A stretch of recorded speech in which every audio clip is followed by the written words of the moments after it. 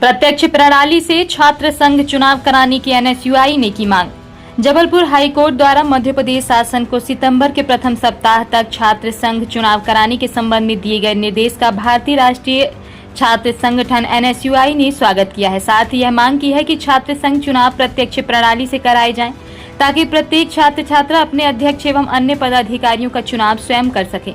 अप्रत्यक्ष प्रणाली खरीद फरोख्त और बंद कमरों की राजनीति को बढ़ावा देती है, जबकि प्रत्यक्ष चुनाव छात्रों को वास्तविक लोकतांत्रिक अधिकार प्रदान करते हैं। इस संबंध में आज आयोजित प्रेस कॉन्फ्रेंस में एनएसयूआई रीवा जिलाध्यक्ष पंकज उपाध्याय ने कहा कि यह निर्णय प्रदेश के लाखों छात्र छात्राओं के लोकतांत्रिक आवाज की जीत है।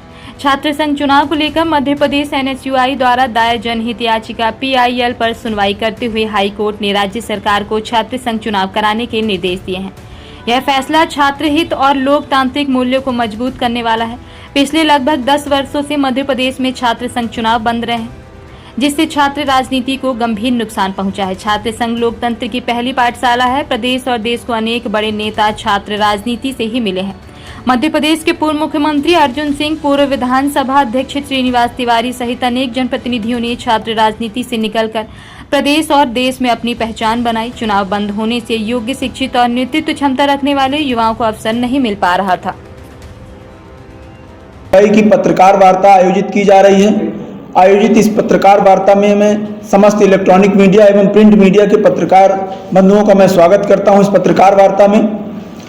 और आज एक बड़े विषय को लेकर पत्रकार वार्ता आयोजित की जा रही है एनएसयूआई रीवा द्वारा और मध्य प्रदेश एनएसयूआई के आह्वान पर। जबलपुर हाई कोर्ट ने एक निर्णय दिया है, राज्य सरकार को निर्देशित किया है कि आप मध्य प्रदेश में सितंबर के पहले सप्ताह में छात्र संघ चुनाव कराकर दीजिए।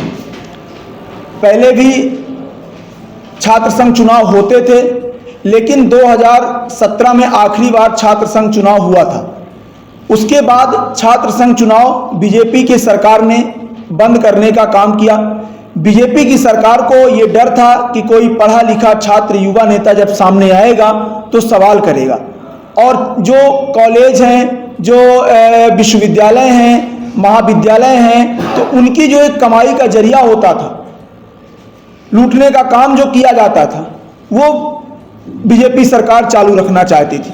लेकिन हाई कोर्ट में हमारे एनएसयूआई के एक पदाधिकारी हैं अनादन अंसारी जी, उन्होंने जबलपुर के हाई कोर्ट में एक PIL दाखिल की थी, और PIL दाखिल करने के बाद जबलपुर हाई कोर्ट ने एक बड़ा निर्णय सुनाते हुए छात्र संघ चुनाव कराने के लिए राज्य सरकार को निर्देशित कर दिया है। उसके बाद राज्य सरकार को चुनाव जब कराने की बात कही गई तो राज्य सरकार के शिक्षा मंत्री जी ने उस पर कोई किसी प्रकार की अभी प्रतिक्रिया नहीं दी। परंतु सबसे बड़ी बात यह है कि जो लगातार छात्र संघ चुनाव होते थे उसको बीजेपी सरकार ने बंद करने का काम किया, छात्र युवाओं को राजनीति में आगे बढ़ने का एक रोकने का काम किया। तो सबसे पहले तो मैं हाई कोर्ट ने जो निर्णय दिया उसका मैं स्वागत करता हूं और धन्यवाद ज्ञापित करता हूं हाई कोर्ट का। उसके बाद मेरी मांग है सरकार से इस प्रेस कॉन्फ्रेंस के माध्यम से कि सरकार को डर है, इस चीज का डर है कि छात्रों में आक्रोश है, युवाओं में आक्रोश है। ABVP आपकी जो सत्ता पक्ष की संगठन है जो चुनाव लड़ने का काम करती है, उसके आपके राष्ट्रीय अध्यक्ष एक प्रोफेसर हैं। ABVP के बहुत सारे विश्वविद्यालय में पदाधिकारी हैं जो प्रोफेसर बनकर बैठे हुए हैं, और साथ ही वो ABVP के पदाधिकारी के रूप में काम कर रहे हैं। तो हमारी चुनौती तो पहले से बड़ी है। तो हमारी सरकार से सिर्फ इस प्रेस कॉन्फ्रेंस के माध्यम से इतनी मांग है कि अगर आप चुनाव कराना ही चाहते हो, चुनाव आप कराइए। मैं इस निर्णय से एनएसयूआई बहुत खुश है। एनएसयूआई लगातार मांग भी कर रही थी, लेकिन हमारी मांग है कि छात्र संघ चुनाव प्रत्यक्ष प्रणाली से कराए जाएं। अभी तक जो इसके पहले एक बार हुआ था 2017 में चुनाव, वो अप्रत्यक्ष प्रणाली से हुआ था। प्रत्यक्ष प्रणाली का मतलब यह है कि जो छात्र है, कोई भी छात्र है, किसी भी क्लास का है, तो वो डायरेक्ट अपना अध्यक्ष, अपना प्रतिनिधि चुनने का अधिकार उसको होता था। लेकिन अब जो है अप्रत्यक्ष प्रणाली में यह नियम है कि पहले कॉलेज में CR बनेगा, फिर CR बनने के बाद वो डिसाइड करेगा अध्यक्ष। तो खरीद फरोख्त की भी राजनीति इसमें होती है। तो मेरी मांग है कि प्रत्यक्ष प्रणाली से चुनाव कराकर छात्रों को अपना नेतृत्व चुनने का एक अधिकार स्वयं को देना चाहिए। और ये एक राजनीति में जो लोग जाना चाहते हैं, ये एक पाठशाला की शुरुआत होती है। बहुत सारे लोग हमारे यहाँ से, बहुत सारे नेता, चाहे अर्जुन सिंह जी की बात करें हम, चाहे स्वर्गीय श्रीनिवास तिवारी जी की बात करें हम, ये सब इसी कॉलेज से, इंजीनियरिंग कॉलेज से, टीआरएस कॉलेज से, विश्वविद्यालय से निकले हुए छात्र नेता थे और इन्होंने देश प्रदेश में अपना नाम बनाने का काम किया।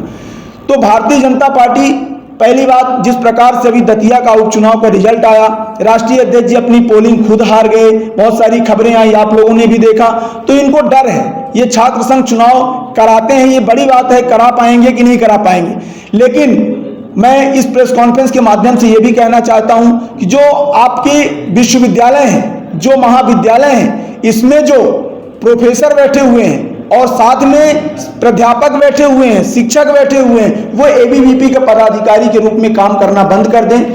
छात्र संघ अगर चुनाव हो रहा है तो इसको बढ़िया सुंदरता से चुनाव कराएं और सभी के लिए बराबर का इसमें योगदान देने का काम करें। लेकिन अभी का जो प्रक्रिया है तो प्रोफेसरों के ऊपर दबाव बनाती है भारतीय जनता पार्टी।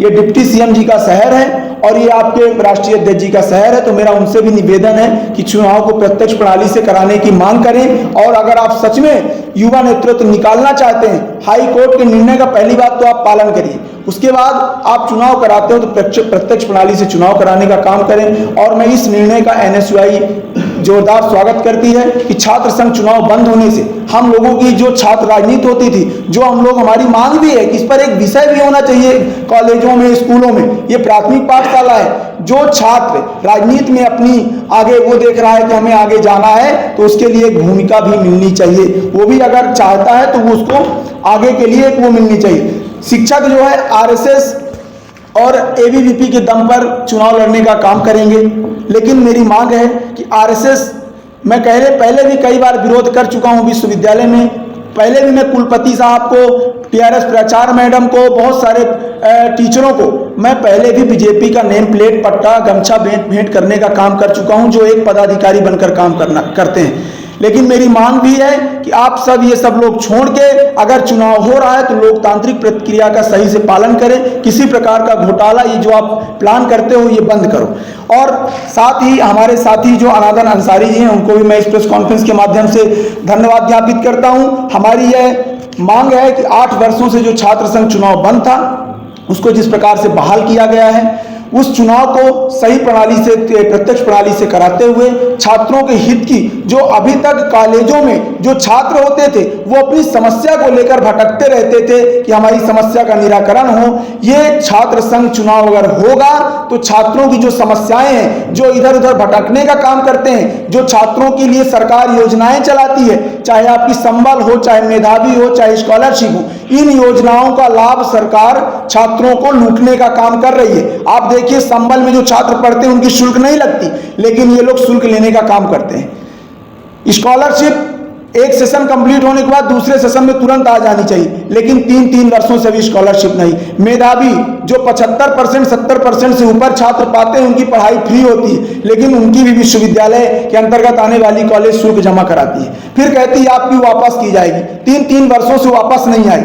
तो विश्वविद्यालय, महाविद्यालय, सभी में घोटाले जो चल रहे हैं। तो जब कोई छात्र प्रतिनिधि बाहर आएगा और अपनी लड़ाई को लड़ने के लिए खड़ा होगा तो छात्रों के हित की लड़ाई तेजी से लड़ी जाएगी। जो छात्रों की आवाज अब तक दबाई जाती थी, वो छात्रों की आवाज अब दबेगी नहीं, वो छात्रों की आवाज उठेगी। और अच्छा युवा नेता जब निकल के आएगा छात्र राजनीति से, तो वो देश में, प्रदेश में भी जाकर नाम करेगा। तो आज जिला कांग्रेस कार्यालय में ये पत्रकार वार्ता के माध्यम से हमारी सिर्फ इतनी मांग थी सरकार से कि प्रत्यक्ष प्रणाली से चुनाव करा के एक अच्छे भविष्य की शुरुआत करने के लिए जो छात्र राजनीति की पाठशाला होती है, छात्रों को मौका दें और प्रत्यक्ष प्रणाली से चुनाव इसलिए कराएं कि छात्र अपना प्रतिनिधि खुद चुनने का अधिकार हो और छात्र राजनीति में जो अपनी भूमिका निभाना चाहते हैं। मैं उन छात्र छात्राओं से भी अपील करता हूं इस प्रेस कॉन्फ्रेंस के माध्यम से कि अगर आप अपना भविष्य राजनीति में देखते हो तो आइए, यही मौका है, आप सब लड़िए। और ये हमें राजनीति में जाने के लिए एक प्लेटफॉर्म मिला है, हम सब मिलकर इस